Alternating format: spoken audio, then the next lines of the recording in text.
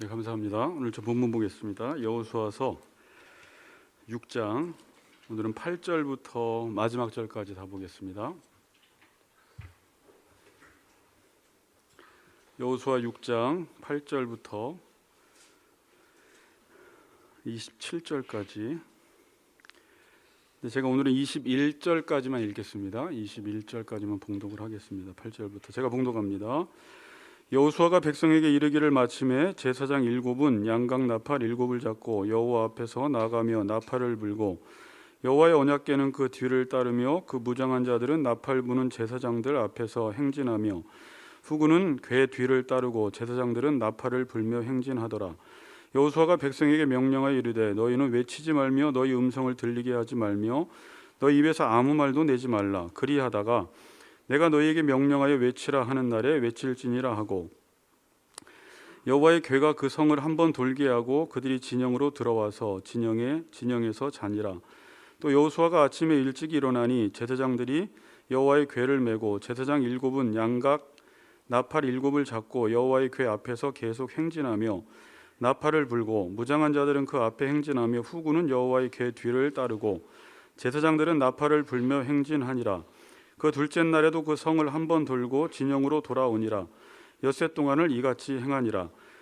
일곱째 날 새벽에 그들이 일찍이 일어나서 전과 같은 방식으로 그 성을 7번 도니 그 성을 7번 돌기는 그날뿐이었더라. 7번째 제사장들이 나팔을 불 때에 여호수아가 백성에게 이르되 외치라. 여호와께서 너희에게 이 성을 주셨느니라. 이 성과 그 가운데 있는 모든 것은 여호와께서 온전히 바치되 여호와께 온전히 바치되 기생 라합과 그 집에 동거하는 자는 모두 살려주라. 이는 우리가 보낸 사자들을 그가 숨겨 주었음이니라. 너희는 온전히 바치고 그 바친 것 중에서 어떤 것이든지 취하여 너희가 이스라엘 진영으로 바치는 것이 되게 하여 고통을 당하게 되지 아니하도록 오직 너희는 그 바칠 물건에 손대지 말라. 은금과 동철 기구들은 다 여호와께 구별될 것이니 그것을 여호와의 곳간에 드릴지니라 하니라. 이에 백성은 외치고 제사장들은 나팔을 불매 백성이 나팔 소리를 들을 때에 크게 소리 질러 외치니 성벽이 무너져 내린지라. 백성이 각기 앞으로 나아가 그 성에 들어가서 그 성을 점령하고 그 성 안에 있는 모든 것을 온전히 바치되 남녀노소와 소와 양과 나귀를 칼날로 멸하니라. 아멘.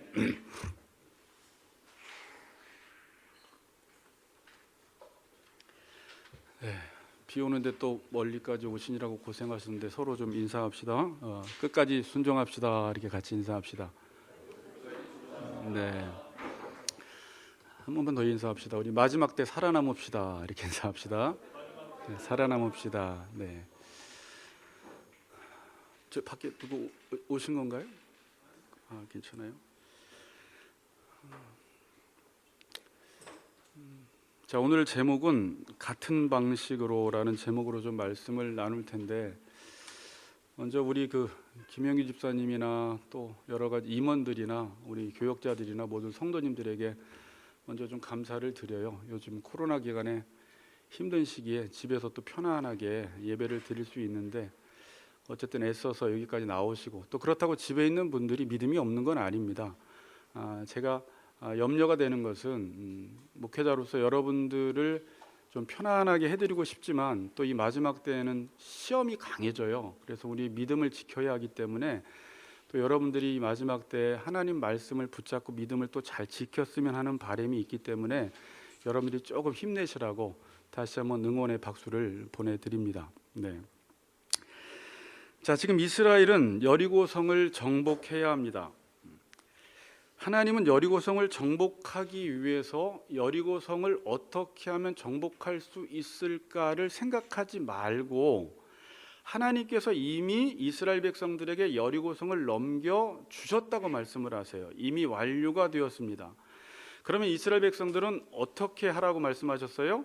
그 다음부터는 하나님이 지시하시는 대로만 하라는 것이었죠. 하나님이 지시하시는 대로만 하면 여리고성이 무너진다라는 것입니다. 자, 그런데 지난 시간에 말씀을 드렸듯이 하나님이 지시하시는 그 명령이 여리고성을 무너뜨리는 것과 상관이 있어 보여요? 없어 보여요? 없어 보인다라는 게 문제였어요. 그래서 많은 성도들이 순종하는 것이 어려워요. 상관이 없어 보이기 때문에. 자, 그러나 한편으로는 또 순종하기가 쉽습니다. 자, 순종하기가 어렵다라는 것은 내 생각으로 하나님의 생각을 판단하면은 하나님의 말씀에 순종하는 것이 어려워요. 그래서 순종하지 못합니다. 근데 순종하는 것이 쉽다라고 했을 때, 혹시 여기 그런 분들 계세요? 난 하나님 말씀에 순종하는 게 하나도 어렵고 너무 쉬워요, 이런 분 계세요? 그런 분들은 무식하든지 아니면 하나님의 말씀을 너무 잘 알고 하나님을 너무 잘 알아서, 그리고 그분의 종의 자리에 있기 때문에 자기는 하나님이 무슨 말씀을 하시든지 그대로 하는 사람이라는 하나님과 자기와의 관계를 분명히 알기 때문에 하나님이 때로는 이해될 수 있는 말씀도 하시지만 때로는 이해할 수 없는 말씀을 하시더라도 그 말씀을 내 이성을 가지고 판단하는 것이 아니라 나는 하나님의 종이다라는 자기 정체성을 가지고 있으면 무슨 말씀을 하시든지 그대로 하기 때문에 순종하는 것이 약간 힘들지만 그래도 순종하는 것이 쉽다라는 거예요. 그러니까 순종하는 것이 어려울 때는 내 이성에 맞지 않아서 내 생각으로 하나님의 생각을 판단할 때는 어렵지만 하나님이 무슨 말씀을 하시든지 나는 하나님이 지시하는 대로 사는 종이야 라는 정체성을 가지고 있으면 하나님의 말씀에 순종하는 것이 그렇게 어렵지 않다라는 거예요. 그럼 여리고성은 무너져요. 요즘 넷플릭스에 보니까 나는 신이다 이게 1등이에요. 그래서 우리 강 집사님이 보고 한번 봤으면 해서 저도 이제 봤더니 거기에 뭐 이재록 목사 옛날에 정명석 아가동산 다 나와요. 근데 그 사람들은 정말 무슨 말이든지 그대로 하더라고요. 정말 거기에 나오는 사람들은 그 교주들이 그 자칭 메시아라고 하는 사람들이 부당한 것을 요구해도 어떤 성적인 관계를 요구해도 제가 거기에 나오는 대사가 하나 되게 의미 깊었는데 자매 둘이서 그 정명석이가 계속 그런 것들을 요구하니까 이게 정말 맞는지 의심이 드는데 그때 옆에 있는 동료 한 사람이 그 사람은 메시아야.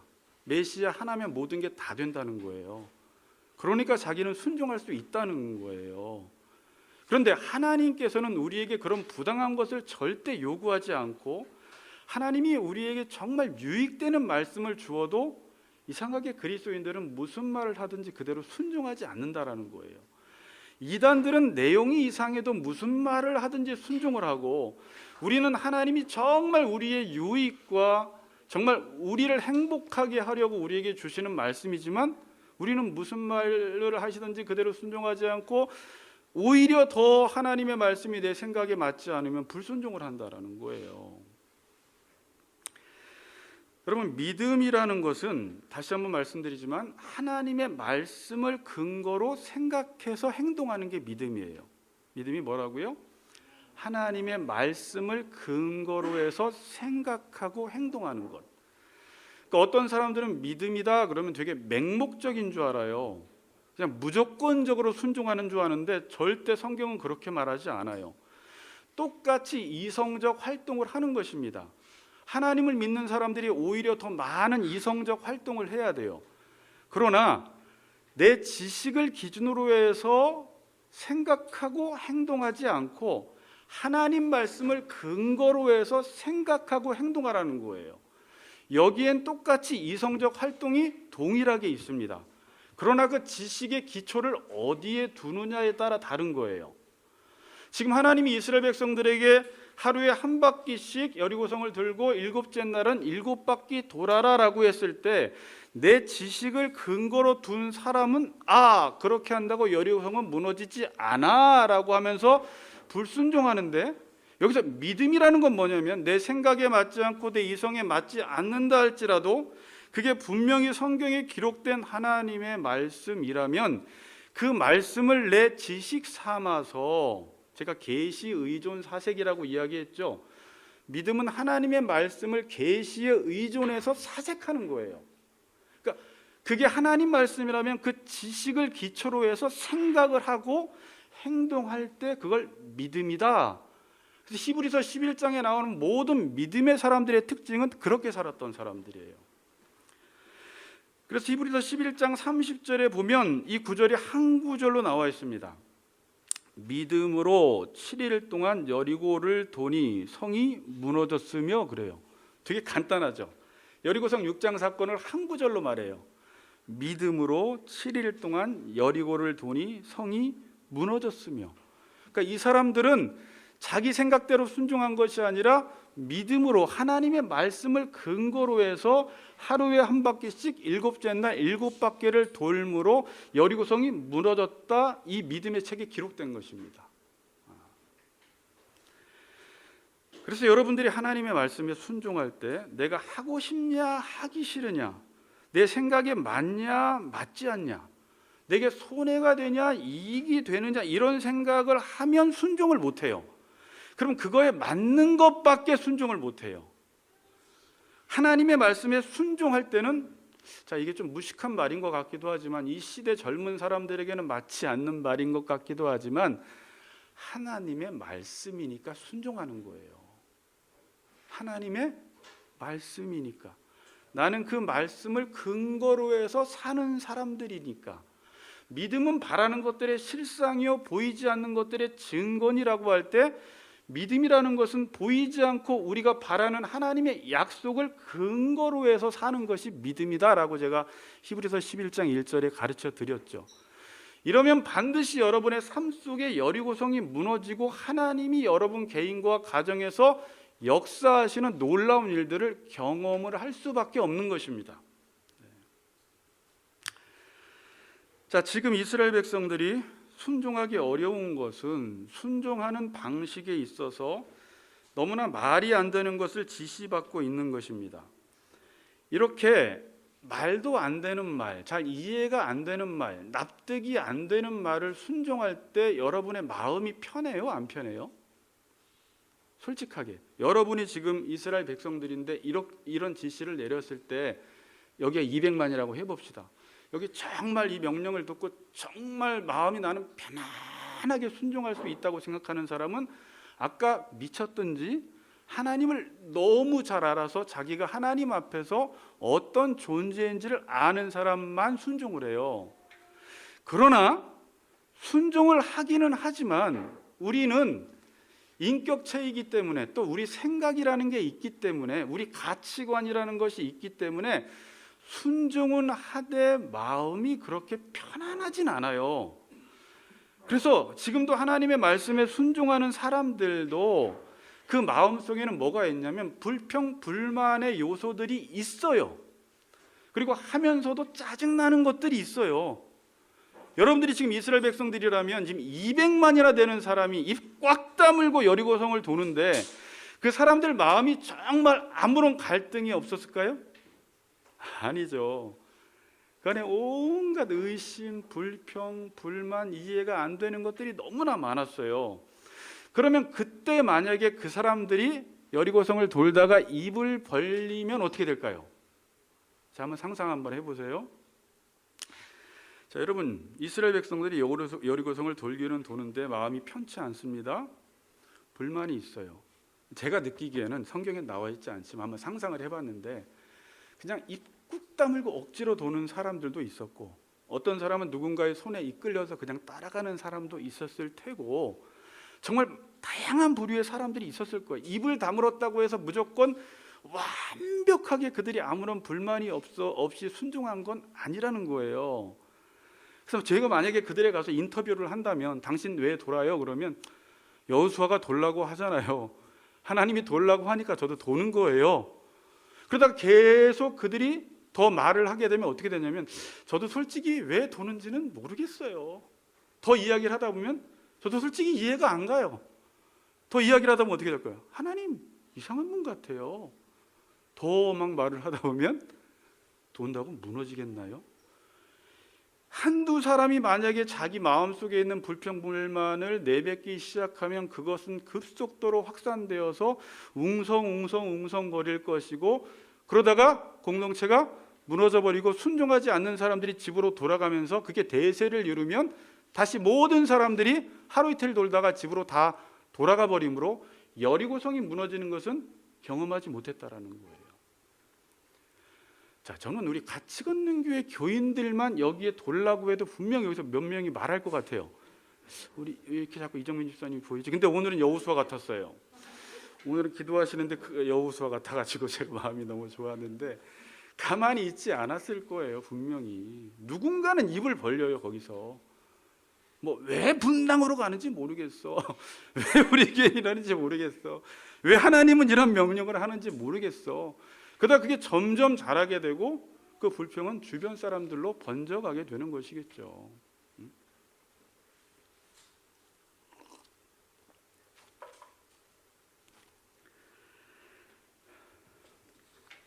그래서 나중에는 여리고성 도는 게 괜한 짓 같고 그렇게 해봤자 무너질 것 같지 않다라는 확신까지 들게 되는 것입니다. 자, 여러분, 이스라엘 백성들 1세대가 광야에서 다 죽었습니다. 여호수아 갈렙 빼고 다 죽었어요. 왜 죽었어요? 심각한 죄를 저질렀네요. 죽은 거 보니까 하나님이 다 죽였잖아요. 심각한 죄를 저지른 거예요. 근데 그 이유가 뭐예요? 원망하다 죽었어요. 성경은 원망을 되게 중요시 여깁니다. 우리는 단순히 불평, 원망하는 게 아무것도 아니라고 생각하는데 성경에서는 원망을 아주 중요시 다뤄요. 자, 보세요. 자, 신앙생활이라는 것은 언약 공동체예요. 우리가 무슨 공동체? 언약 공동체, 말씀 공동체예요. 이 언약 공동체, 말씀 공동체가 되었다라는 것은 하나님의 말씀을 따라 살아가는 사람들이에요. 말씀을 따라가느냐 따라가지 않느냐에 따라서 생사, 화, 복이 갈라져 버려요. 그러니까 성경에서 말이라는 것은 엄청나게 중요한 거예요. 하나님의 말을 따라가느냐 내 말을 따라가느냐, 이거는 쉽게 생각할 수 없는 문제라는 거예요. 어떤 이유든지 간에 하나님의 말씀을 따라가지 않고 내 생각대로 살아가면 내 생각대로 살면서도 얼마든지 신앙생활 할 수 있습니다. 종교활동 다 할 수 있고요. 그 대신 여리고성은 안 무너져요. 그러나 종교꾼은 되겠죠. 아무런 생명과 복도 못 누려요. 그런 사람들은. 그래서 자기 스스로 그렇게 오래 다니다가 하나님 믿어도 별거 없다고 하는 사람들이 점점 많아지고 있어요. 지금 본인이 순종하지 않아 놓고. 자, 그런데 한 사람이 말씀을 따라가다가 원망 불평을 하면 이 원망 불평은 자기 한 사람에게 결코 국한되지 않아요. 제가 주석을 이 원망에 관한 것들을 찾아보다가 어떤 주석가가 이런 말을 했는데 맞는 것 같아요. 한번 읽어드릴게요. 원망이나 불평은 단순히 어떤 잘못에 대한 불평이 아니다. 불평하는 이유는 자신의 신분이나 감정을 지나치게 중요시하는 데서 일어나는 것이며 하나님보다 자신에게 주의를 끌게 한다는 것이에요. 불평하는 이유가 자신의 신분이나 감정을 너무 중요시 여기는 거예요. 하나님 말씀보다 지금 내 상태, 내 감정을 훨씬 중요시 여기는 거예요. 내 상태나 감정이 무시당하면서까지 하나님의 말씀에 순종할 생각은 없다라는 말이에요. 근데 불평하는 사람들을 보면 반드시 다른 사람을 끌어들여요. 왜 그럴까요? 자기 혼자 불평하면 자기만 이상한 사람이 돼버려요. 그래서 원망하는 사람들을 항상 대세를 이루게 만들어요. 그러니까 내가 어떤 일을 하기 싫으면 자기만 안 하면 되는데 그걸 옆 사람에게 이야기해서 동의를 구해요. 동의를 구하고 그래야지만이 자기가 정당한 사람이 돼요. 그리고 하나님의 말씀이 부당하다라는 사실을 계속 증명해 보이려고 합니다. 안 그러면 자기 혼자 이상한 사람이 되니까. 그게 인간이 하는 일이에요. 그래서 가끔 하나님의 말씀이 이해가 되지 않을 때는, 다른 사람 잘 가고 있을 때는 쉽게 입을 열면 안 돼요. 그럼 본인이 먼저 해결을 해야 돼요. 그걸 가지고 옆 사람들에게, 조언들에게 막 이야기를 하면 순식간에 퍼져나갑니다. 그래서 원망을 하면 자기도 죽고 다른 사람도 죽이고 결국은 이것이 아담과 하와가 하나님께 반역한 것처럼 반역죄가 돼버려요. 그래서 이스라엘 백성들 1세대가 다 죽은 거예요. 모세를 원망한 게 아니라, 성경은 민수기서에 제가 읽어보니까 이거는 모세가 아니라 하나님을 원망한 거예요. 그래서 민수기서 14장 27절에 보면 하나님이 그래요. 나를 원망하는 이 악한 회중에게 내가 어느 때까지 참으랴 그래요. 이 사람들은 모세에게 원망했는데 그 원망은 하나님께 했다라는 거예요. 결국 누구의 말을 믿지 못한 거예요? 하나님의 말씀을 믿지 못한 거예요. 자, 여러분 보세요. 언약 공동체가 하나님의 말씀을 따라가야지 생명을 얻고 복을 누리는데 하나님의 말씀을 믿지 못한다라는 것은 하나님을 불신하는 거예요. 하나님의 말은 안 믿고 결국 이 사람은 누구 말을 믿냐면 내 말을 믿습니다. 자기 말을 믿는 사람이에요. 자기 말을 믿으니까 어떻게 되겠어요? 자기가 말한 대로 이루어지겠죠. 그래서 그 다음 구절이 민수기 14장 28절에 그들에게 이르기를 여호와의 말씀에 내 삶을 두고 맹세하노라 너희 말이 내 귀에 들린 대로 내가 너희에게 행하겠다라는 거예요. 불평, 불만은 자기만 죽는 것이 아니라 다른 사람도 죽이고 하나님께 반역하고 자기 말을 믿으니까 네 말이 하나님의 귀에 들린 대로 그럼 내가 이루어질게 죽어 그러는 거예요. 말이 얼마나 무서운지 몰라요. 이 언약 공동체에서 내 귀에 들린 대로 너희에게 행하겠다. 믿음의 말이 얼마나 중요한지 모릅니다. 그래서 10절을 읽어봅시다. 우리 10절은 다 같이 한번 읽어봅시다. 10절 같이 읽습니다. 시작.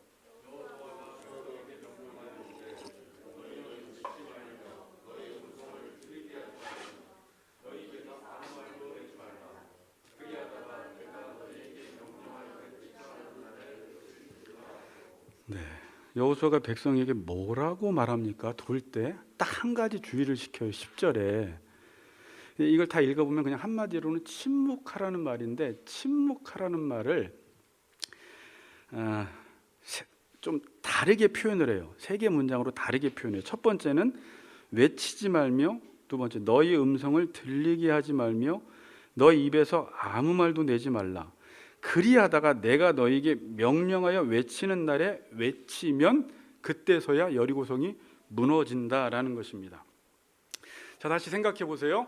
지금 이스라엘 백성들 200만이 잘 이해가 되지도 않는 그 말, 하루에 한 바퀴씩 일곱째 날 7바퀴 돌면 무너진다고 했을 때 그 마음속에 불평의 요소들, 원망의 요소들이 있었는데 여기서 얼마나 말하고 싶겠어요.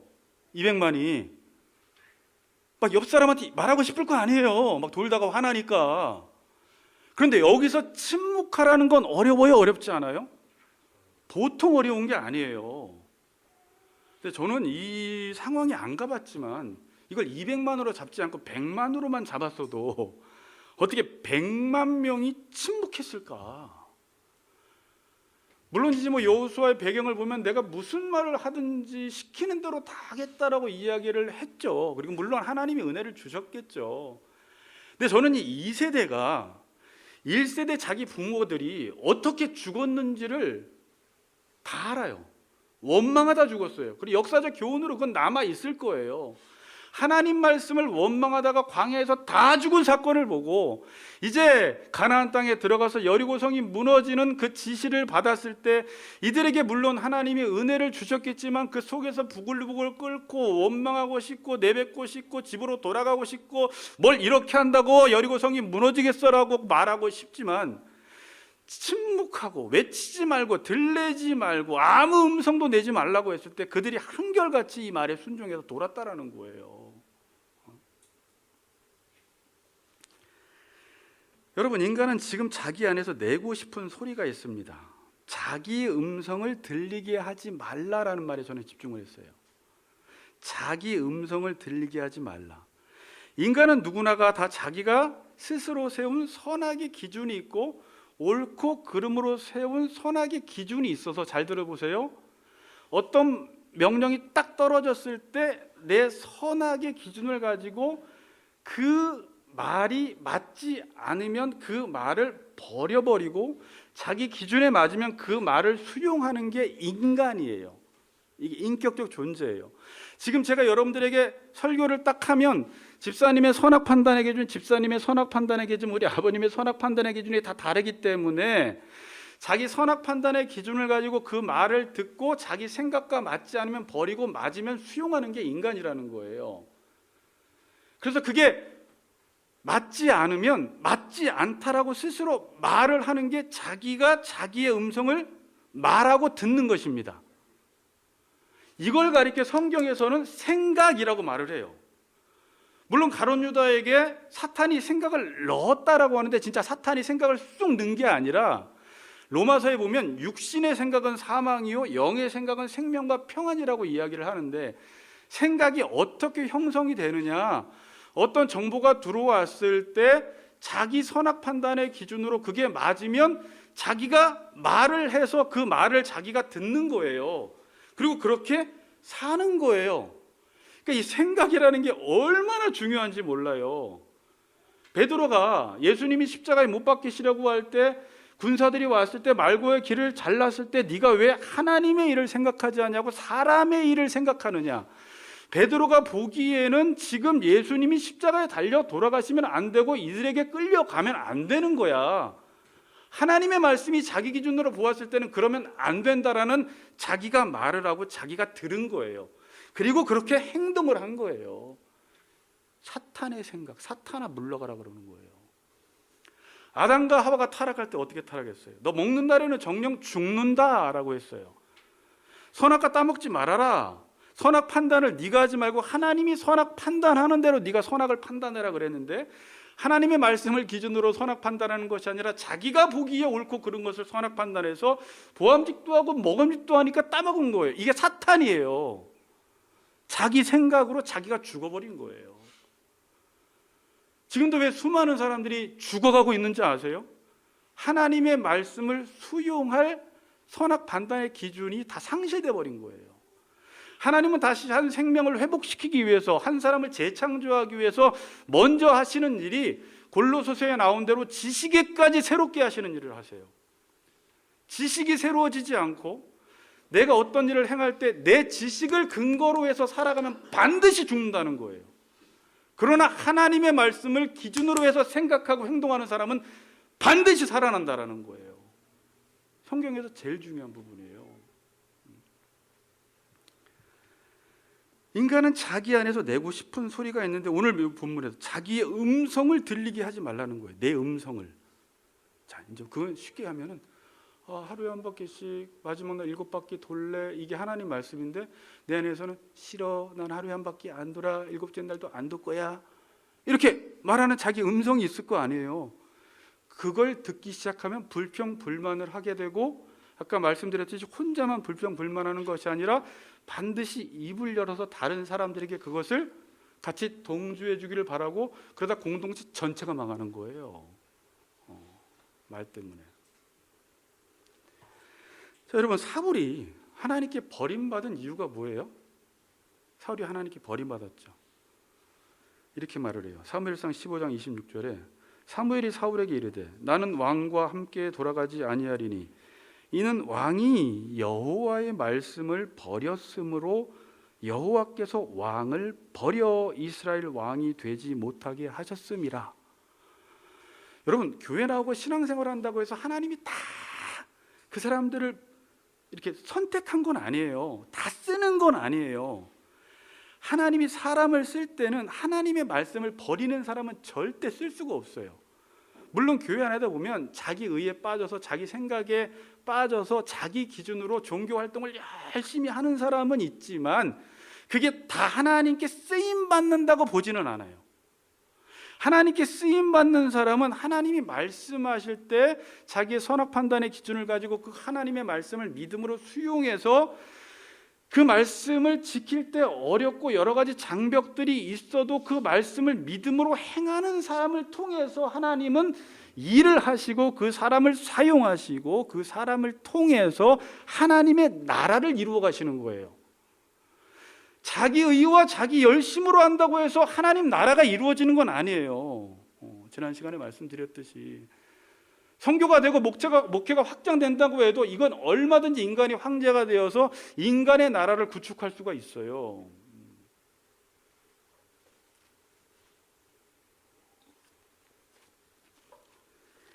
여호와의 말씀을 버렸더니 여호와께 버림당하는 것입니다. 그리고 왕이 되지 못하게 한대요. 자, 조금만 앞에 보세요. 왕이 되지 못하게 한다는 것은 지금은 왕이 없잖아요가 아니에요. 우리가 다 거룩한 제사장이요 왕이에요. 하나님의 말씀으로 이 땅을 다스려야 하는 왕적 권세를 받았는데 하나님의 말씀을 버린 사람은 절대 이 땅에서 하나님 나라를 위해서 일할 수 없다라는 거예요. 너 왕이 될 수 없다, 그 말을 하는 거예요. 자, 그런데 문제는 여러분들이 이 본문을 제가 어저께 올려준 그 산상설교 결론 뭐 들어보셨는지 모르겠지만 연관이 돼서 한번 들어보려고 올린 거예요. 그리고 사울 이야기도 거기 또 나오죠. 제가 그 본문이 생각나서 듣다가 여러분들에게 올려줬는데, 사울은 자기가 불순종했다라는 것을 알았어요, 몰랐어요? 몰랐어요. 자, 본문 계속 보시면 19절에서 사무엘이 사울에게 이렇게 말해요. 어찌하여 왕이 여호와의 목소리를 청종하지 아니하고 탈취하기에 급하여 여호와께서 악하게 여기는 일을 행하셨나이까? 근데 사울은 자기가 악한 일을 했다고 생각하지 않습니다. 20절에서 사울은 이렇게 답변을 해요. 사울이 사무엘에게 이르되 나는 실로 여호와의 목소리를 뭐 했다? 청종하여 여호와께서 보내신 길로 가서 아말렉 왕 아각을 끌어왔고 아말렉 사람들을 진멸하였나이다 라고 말해요. 하나님이 아말렉 사람들을 다 진멸하라고 했어요. 근데 지금 사울은 자기가 다 진멸했다고 하면서 하는 얘기가 뭐냐면 21절에 다만 백성이 그 마땅히 멸할 것 중에서 가장 좋은 것으로 길갈에서 당신의 하나님 여호와께 제사하려고 양과 소를 끌어왔나이다 하는지라. 사무엘이 이르되 여호와께서는 번제와 다른 제사를 그의 목소리 청종하는 것을 좋아하신 같이 좋아하시겠나이까? 유명한 얘기죠. 순종이 제사보다 낫고 듣는 것이 순양의 기름보다 나으니라고 해요. 사울은 이걸 모든 걸 진멸하는 것보다 그 중에 좋은 것은 하나님께 제사하는 게 좋다고 자기 음성을 들어버린 거예요. 하나님이 진멸해라 그러면 그냥 그 말씀을 근거로 해서 진멸시켜야 되는데 뭘 다 진멸해? 남겨놓고 그것도 내가 먹겠다는 것이 아니라 여호와께 제사 드리면 이게 훨씬 좋은 게 아니라는 자기 생각을, 자기 선악 판단의 기준으로 자기 생각을 들어버리고 그렇게 행동했기 때문에 자기 나름 하나님 앞에서 바른 행동을 했다고 생각하고 하나님을 위해서 했다고 생각하기 때문에 전혀 문제의식을 못 느끼는데 사무엘은 사울에게 악을 행하였다 그래 버려요. 근데 본인은 뭐라고 그래요? 나 여호와의 말씀을 청종했다라고 이야기하죠. 여기서 나온 말이 뭐예요? 부분적인 순종은 불순종이다라는 말이에요. 부분적인 순종은 없어요. 이것을 여호와께서 악하게 보시고 이런 사람은 하나님이 도저히 사용할 수가 없는 것입니다. 되게 두려운 말이에요. 제가 자꾸 여호와의 말씀을 버리면 하나님이 저를 버리세요. 하나님의 영이 떠나가세요. 제일 두려운 거죠. 목사가 하나님께 버림당하고 여호와의 영이 떠나가면 성경 펴놓고 설교는 할 수 있겠고 교회 유지는 할 수 있겠지만 하나님이 역사하지를 않으세요. 문제는 그게 큰 문제예요. 여러분 인생에 제일 두려운 게 하나님께 버림받는 건데 그럼 나 버리지 마세요 그러지 말고 여러분이 하나님의 말씀을 붙들면 하나님이 버릴 수가 없어요.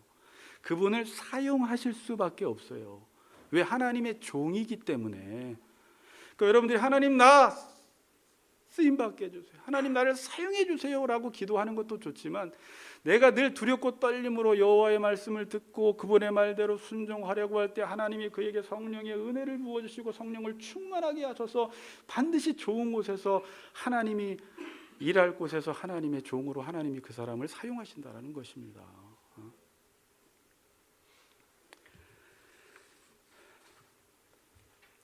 지금 이스라엘 백성들이 여호와의 음성을 듣고 순종하다가 만약에 침묵하지 못하고 자기 음성을 내버려서 불평 불만을 그냥 다 쏟아버리면 모든 것이 물거품이 되는 것입니다. 그럼 절대 여리고성은 안 무너져요. 하나님은 열심히 했다고 8바퀴 돌았어요. 하나님 10바퀴 돌았어요. 안 무너져요. 하나님이 지시하시는 대로만 해야 돼요. 그게 믿음이라고 이야기를 해요. 자기가 보기에 좋은 것, 자기의 오바해서도 안 되고 모자라서도 안 돼요. 그래서 우리가 전쟁에서 승리하기 위해서는, 자, 잘 들으세요. 첫 번째는 하나님이 나에게 주신 말씀을 간직을 해야 돼. 이게 여호와의 말씀을 주야로 묵상하는 거예요. 이게 여호수아 1장에 주신 말씀이에요. 너 말씀 듣고 한 귀로 듣고 한 귀로 흘려버리지 말고 하루에 한 바퀴, 일곱째 날 7바퀴 돌으라고 했으면 그 말씀을 지키기 위해서 끊임없이 묵상하지 않으면 어느 순간 자기 안에서 자기의 음성을 듣고 이 말씀에 불순종하게 되는 때가 와요.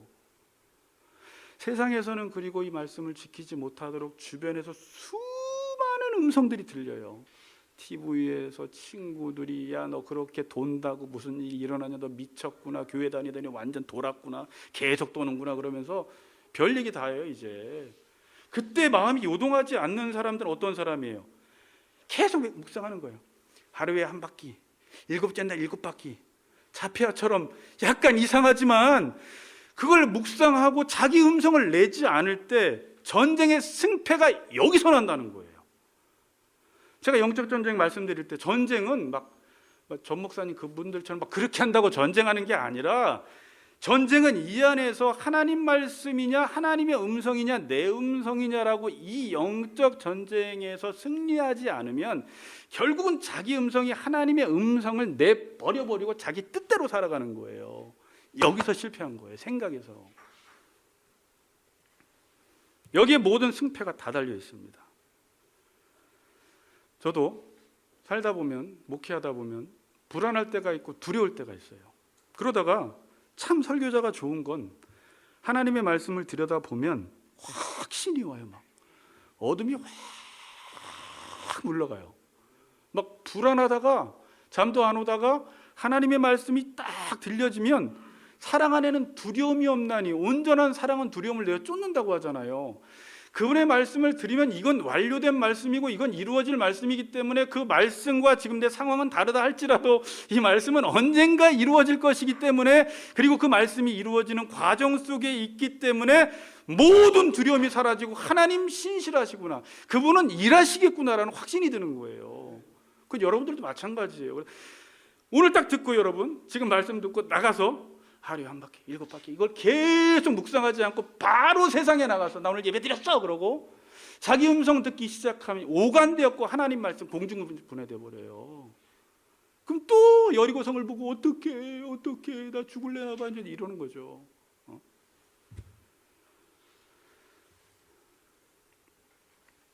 이스라엘 백성들은 그렇게 원망을 많이 했지만 그 가운데 여호수아 갈렙은 어땠느냐? 민수기서 14장 24절 제가 읽어드릴게요. 앞에 보세요. 그러나 내 종 갈렙은 그 마음이 그들과 달라서 나를 온전히 따랐은즉. 제가 오래된 신학교에서부터 여기 줄쳐 있어요. 이게 지금 20년도 넘게 된 성경인데 거기에 줄을 쳐놨어요. 온전히 따랐은즉, 온전히 따랐은즉. 그가 갔던 땅으로 내가 그를 인도하여 드리리니 그의 자손이 그 땅을 차지하리라. 그러나 내 종 갈렙은 온전히 따랐다. 이 온전하다라는 말이요, 채우다, 충만하다라는 말이에요. 그럼 무슨 말이에요? 모든 사람들이 다 불평 원망할 때 여호수아 갈렙은 하나님의 말씀으로 계속 채우고 충만하도록 얼마나 몸부림을 치는지 몰라요. 그래서 가데스 바네아에서 가나안 땅을 정탐하라고 했을 때 모든 사람은 눈에 보여지는 현실만 보고 우리는 메뚜기입니다, 우리는 망했습니다 라고 말할 때 그들이 미쳐서 그런 말을 한 것이 아니라 하나님 말씀이 충만하니까 하나님의 말씀을 통해서 가나안 땅을 보니까 우리는 능히 그 땅을 취한다 이렇게 말하는 거예요. 현실은 취할 수 없는데 하나님의 약속을 품고 채우다 보니까 하나님이 그 땅을, 약속의 땅 가나안 땅을 주신다고 했으니까 저 땅은 우리께 되겠구나라고 믿음의 말을 한 거예요. 온전히 따랐다. 그러니까 하나님을 따르기 위해서는 어떻게 하라는 거예요? 하나님 말씀으로 채우라는 거예요. 그 어떤 세상의 소리, 친구의 소리, 여러분 수많은 수많은 음성, 사단이 주는 음성들, 내 안에서 들려지는 음성들, 이렇게 한다고 무너지겠어? 왜 돌아야 돼? 이렇게 해도 안 무너져? 나는 안 할 거야. 이런 수많은 음성들이 들려올 때 그것을 하나님 말씀으로 눌러서 자기 부인을 하는 거예요. 자기 부인을. 아니야, 하나님 말씀은 반드시 이루어져. 나한테 무슨 말 하지 마. 난 이 말씀대로 살 거야. 침묵하는 거예요. 14절 읽어봅시다. 14절 같이 읽겠습니다. 14절 시작. 자, 다시 다 같이 시작. 진영으로 돌아오니라. 엿새 동안을 이같이 행하니라. 자, 그냥 지나갈 수 있는 말인데 엿새 동안을 이같이 행하니라. 여러분, 이게 쉬운 것 같아요? 하루, 이틀, 3일, 4일, 닷새, 엿새 동안 똑같이 행해요. 여러분 잘 보세요. 하루 돌았어요. 둘째 돌았어요. 아무 일도 안 일어나요. 자, 하나님의 말씀을 순종하다가 제일 힘들 때가 뭐냐면 아무 일도 안 일어날 때예요. 왜 하나님의 말대로 하는데 아무 일도 안 일어나지? 왜 요단강에서 한 번 씻고 나만 장군이 나오는데 어린아이 살처럼 깨끗해지지가 않아요. 아무 일도 안 일어나요. 그럴 때는 우리 안에서 이 원망과 불평이 막 증폭되기 시작해요. 그 나중에는 어디까지 가는 줄 알아요? 하나님 말씀에 순종했는데 아무 일도 안 일어나. 그럼 여러분 어떻게 해요? 보통 그때 하나님의 존재를 의심해요. 그리고 하나님은 역사하지 않는다고 그래요. 우리 가정 가운데는 역사하지 않아. 우리 교회 가운데는 역사하지 않아. 그러나 자 보세요. 아무 일이 안 일어나도 하나님이 그렇다고 아무 일도 안 행하시는 건 아니에요. 아무 일이 안 일어나도 하나님은 여전히 역사하고 계세요. 그런데 하나님은 언제 역사하시느냐? 하나님의 말씀이 완벽하게 순종하는 사람을 통해서 성취되어질 때 딱 역사되어져요. 중간에 역사되어지는 게 아니라. 좀 감동이 있으시나? 자, 우리가 제일 그리스도인으로 살아가다가 정말 참고 하나님 말씀대로 자기가 순종했다면, 그냥 열심히 교회 다니는 게 아니라 정말 말씀을 부여잡고 침묵하며 원망하고 하나님 삿대질하고 싶고 도망가고 싶고 별 생각을 다 했지만 그래도 이게 하나님의 말씀이니까 침묵하며 살아가는데 나의 삶 속에 아무런 일들이 안 일어날 때 사탄이 얼마나 많은 공격을 하는지 몰라요. 그때. 그런데 하나님 말씀은 언제 역사가 일어난다고요? 하나님이 하루에 한 바퀴 일곱째 날 7바퀴 돌고 제사장들이 나팔을 불 때 외치라까지 해서 외쳐버리는 순간 20절에 무너져 내리니라 그래요. 그 전에 하나님 역사하시면 안 돼요. 그렇게 절대 못하세요 하나님이. 왜냐하면 신명기를 읽어보니까 하나님의 속성을 알아보니까 하나님은 언약대로만 일하시는 분이세요. 저주라는 것은 하나님의 언약대로 행하지 않는 사람, 자기 말대로 행한 사람에게 자기 말이 그대로 이루어짐으로 인생 자체가 저주가 되는 거예요. 자기가 그걸 믿고 있으니까. 그런데 하나님의 말씀을 믿고 산 사람들 끝까지 믿으면 반드시 역사가 일어납니다. 여러분, 이거 믿지 않으면 우리 어떻게 신앙생활해요? 반드시 역사예요. 에즈버리에만 부흥이 일어나는 게 아니라 지금도 하나님의 신실하심을 기대하고, 하나님은 역사하시는 하나님이고, 하나님은 이 시대를 버리지 않으셨고, 하나님은 지금도 그 말씀에 순종하는 자를 통해서 가정과 교회와 나라를 세우신다는 것을 알고, 지금도 수많은 사람들이 노아 시대처럼 먹고 마시고 시집가고 장가가고 취해서 살아가지만 나는 끝까지 하나님의 말씀을 두려워하며 경외하며 그분 앞에 예배하며 이 말씀에 순종하며 살 거야 하는 사람을 하나님이 그냥 내버려 두시겠어요? 반드시 여리고성 무너져요. 14절 엿새 동안 이같이 행하니라. 저는 이 말씀 묵상하면서 엄청나게 참은 거예요. 이 사람들이 자기 음성 하나님 말 이걸 엄청 참은 거예요. 여기서 영적 전쟁에서 이긴 거예요. 15절 봅시다. 15절도 또 읽습니다. 15절 시작.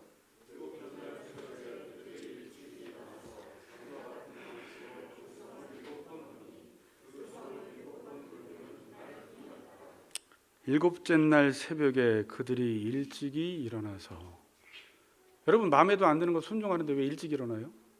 보통 이제 나 하기 싫으면 늦게 일어나잖아요. 못했어요 이러는데 일찍 일어나. 아브라함이 이삭 제단에 바치라고 하니까 아침에 늦게 일어났어요? 일찍 일어났어요? 아침에 일찍 일어나요. 왜 일찍 일어날까요? 그 말을 지키고 싶은 거예요. 다른 자기 음성이나 사라 자기 와이프의 어떤 음성, 또다시 자기의 아들을 바치라고 하는 이게 자기도 지금 이해가 되지 않는데 하나님의 말씀이니까 순종을 하기는 하는데 잘못하면 자기도 무너질 것 같아. 이 마음을 못 지킬 것 같아. 일찍 일어나서 순종하는 거예요. 그리고 뭐라고 해요? 전과 같은 방식으로. 이 뜻이 뭐냐면 이와 같은 방법으로라는 거예요. 일곱째 날에도 이와 같은 방식과 방법대로 똑같이 했다는 거예요. 이 말은 그 어떠한 것도 자기 마음대로 행하지 않았다는 것입니다. 자, 마지막 이제 들어보세요. 사람이 하루에 한 바퀴 도는데 아무런 일도 일어나지 않아요. 둘째 날 돌았는데 아무런 일도 일어나지 않아요. 셋째 날 돌다가 아무런 일도 일어나지 않아요. 제가 지금 주변에서 목회하시는 또 예전에 우리 담임 목사님 몇 분을 보면 하나님 말씀을 붙잡고 목회를 하다가 저도 받을 수 있는 유혹이에요. 아무런 일도 일어나지 않으면 본인에 맞지 않는 이상한 프로그램을 도입해요. 갑자기 신유의 은사를 도입한다든지. 왜? 아무런 일도 일어나지 않는 거예요. 유혹을 받는 거예요. 그래서 우리는 하나님의 말씀대로 끝까지 순종하기보다는 인간이 받는 유혹이 뭐냐면 방식을 바꿔보려고 하는 거예요. 방법을 바꿔보려고 하는 거예요. 이런 방법으로 하니까 목회가 안 되네 그러는 거예요.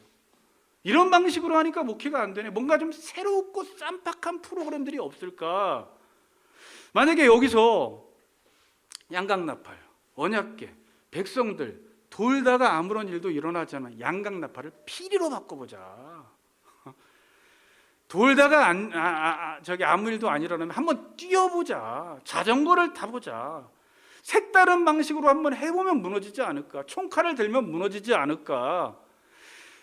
그거에 따라서 여리고성이 절대 무너지는 게 아니라 하나님의 말씀이 말도 되지 않는 말이라도 그 말씀에 순종하면 무너진다고 했기 때문에 끝까지 같은 방식으로 하라는 거예요.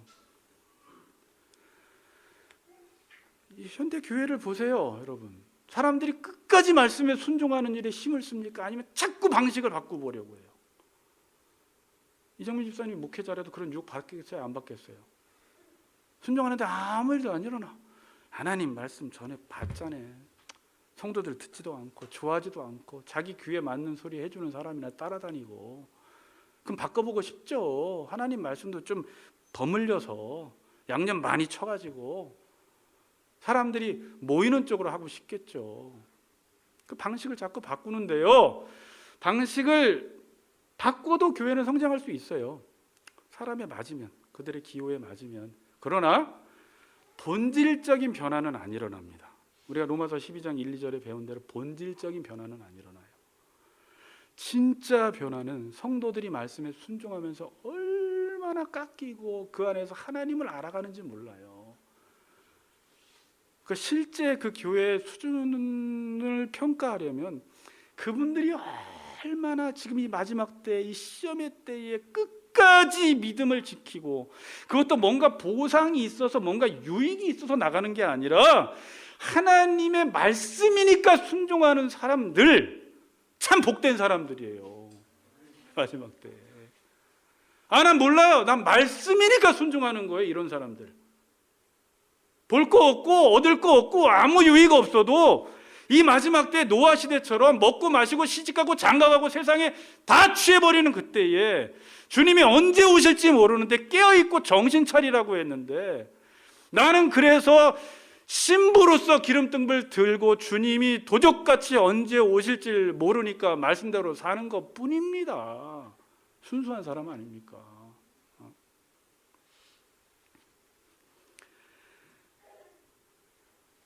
아까 남한 장군 이야기했지만 남한 장군이 기대했던 것도 방식을 바꿔주길 바랬어요. 환부에 손을 얹고 흔들어 주길 바랬어요. 그 당시에 고대 시대에 사람이 낳는 방식들 있잖아요. 요란한 방식들. 그런데 어떻게 나왔어요? 그냥 하나님의 거기 본문엔 11개 5장에서는 하나님의 사람의 말대로 순종하였더니 어린아이 살처럼 깨끗하여졌더라 그러잖아요. 뭐라고요? 하나님의 사람의 말대로 순종해서 깨끗해진 거지, 방식을 바꾼다고 해서 요란한 종교적인 행위를 한다고 해서 깨끗해지는 게 아니라는 거예요. 결론 내릴게요.